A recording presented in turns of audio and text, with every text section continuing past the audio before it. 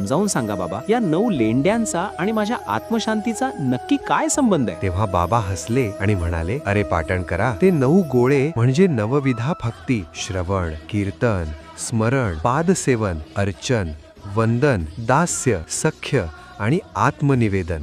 बाबा म्हणाले, फक्त पोथ्या वाचून उपयोग नाही, ही 9 प्रकारची भक्ती तुझ्या अंतरात उतरली पाहिजे. मग बाबांनी पाटणकरांना एका चोपड्याची उपमा दिली. बाबा म्हणाले, तुझं मन या चोपड्यासारखं रिकामं कर, तेव्हाच माझे शब्द त्यात टिकतील. म्हणजे आजोबा, भक्ती ही पुस्तकात नसते, ती आपल्या वागण्यात आणि भावनेत असावी लागते. अगदी बरोबर बाळा. आणि त्यासाठी 2 गोष्टी फार महत्वाच्या, श्रद्धा आणि सबुरी. श्रद्धा म्हणजे बाबांवरचा अढळ विश्वास आणि सबुरी म्हणजे कठीण काळातही डगमगून न जाता धैर्यानं वाट पाहणं. ही चोपड्याची गोष्ट ऐकून पाटणकरांना उमगलं की खरा आनंद ग्रंथांत नाही, तर बाबांच्या चरणी शरण जाण्यात आहे.